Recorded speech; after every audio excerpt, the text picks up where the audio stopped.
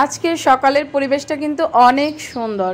বাইরের এই সবুজ প্রকৃতি দেখে আমি কিন্তু একদম মুগ্ধ হয়ে গেছি। নমস্কার সবাইকে, কেমন আছেন সবাই? আশা করি সবাই ভালো আছেন আর আমিও ভালো আছি। আজকে যেহেতু আমার স্কুল নেই তাই আমি উঠতেও একটু দেরি করেছি, আর বাইরে এসে দেখি যে প্রচণ্ড রোদ উঠে গেছে। এই ভিডিওটা আমি কিন্তু বারান্দায় বসে করছি। রোদ্রের এই পরিবেশটা দেখে আমি একদম মুগ্ধ। আকাশটা এত সুন্দর, জায়গায় জায়গায় একদম মেঘ জমে মনে হচ্ছে যে পাহাড় হয়ে আছে। চার দেওয়ালে বন্দি থেকে মাঝে মাঝে কিন্তু একদম বিরক্ত লাগে, অস্থির লাগে, মনে হয় যে ছুটতে চলে যাই গ্রামে। কিন্তু গ্রামে কি আর চাইলেই যাওয়া যায়? কাজের জন্য এই শহরে আসা, মন চাইলেই চলে যাওয়া যায় না। কিন্তু গ্রামের এই সবুজ প্রকৃতি মনকে টানে বারে বারে। তাই যখনই সুযোগ পাই এই বারান্দায় এসে অল্প একটু প্রকৃতি দেখার চেষ্টা করি। খুব বেশি যদিও বাইরে যাওয়া হয় না, ঘরে বসেই এই প্রকৃতির মনোমুগ্ধকর রূপটা উপভোগ করি। আমার বারান্দায় লাগানো আছে কিছু গাছ, সেগুলো দেখতেও কিন্তু আমার বেশ ভালো লাগে। যাই হোক, গল্প করলেই তার হবে না। আমার রান্নাঘরের অবস্থা কিন্তু ভীষণ খারাপ হয়ে আছে।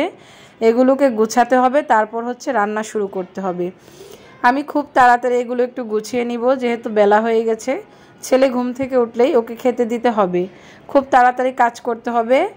আর কাজের সময় আসলে খুব বেশি ভিডিও করা হয় না, আর আমি যেহেতু নতুন, ভিডিও করাও খুব বেশি বুঝি না। চট করে আমি রান্নাঘরটা গুছিয়ে নিয়েছি গল্প করতে করতেই। এবার শুরু করে দিব রান্না বান্না। একটু চা খেয়ে শুরু করব রান্নাটা, যেহেতু বেলা হয়ে গেছে। আর আজকে রান্না করব পাঁচটা সবজি দিয়ে একটা পদ, যেটা দিয়ে আমি খুব তাড়াতাড়ি সকালে রান্নাটা সেরে নিতে পারবো আর খেয়ে নিতে পারবো। সবজিটা রান্না করার জন্য যা যা প্রয়োজন আমি গুছিয়ে নিব। এটা নিরামিষ একটা সবজি রান্না করব। সবজিগুলোকে কিন্তু আমি একটু সিদ্ধ করে নিব আগে, যাতে রান্নাটা খুব তাড়াতাড়ি হয়ে যায়। আর এই সবজি রান্নার জন্য কিন্তু বিশেষ করে প্রয়োজন পড়বে বেশ খানিকটা আদা। ফোড়নে দিব তেজপাতা, জিরা, মেথি, রাঁধুনি সস, এই আর কি।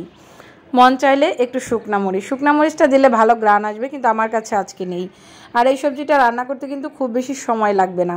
পাঁচ ফোড়নটা দিয়ে সবজিটা দিয়ে দিলেই তাড়াতাড়ি রান্নাটা হয়ে যাবে। স্বাদ মতো অল্প একটু চিনি দিয়ে দিব আমি। দেখতে দেখতে রান্নাটা শেষ হয়ে গেছে, আর আমি এবার ভাতটা বেড়ে নিয়েছি। এবার খাবার পালা। দেখতে কিন্তু অদ্ভুত সুন্দর লাগছে, খেতেও নিশ্চয়ই অনেক ভালো লাগবে। আর সাদা ভাতের মধ্যে এই যে কালারফুল একটা সবজি, অনেক সুন্দর লাগছে দেখতে। আজকে বাইরের পরিবেশটা ভালো, আমি বারান্দায় বসেই খেয়ে নিব। প্রকৃতি দেখতে আর খেতে বেশ মজাই লাগবে, বারান্দায় বসেই খাবো। যাই হোক, ভিডিওটা অনেক মনে লম্বা হয়ে গেছে। আজকের ভিডিও এই পর্যন্তই। সবাই ভালো থাকবে।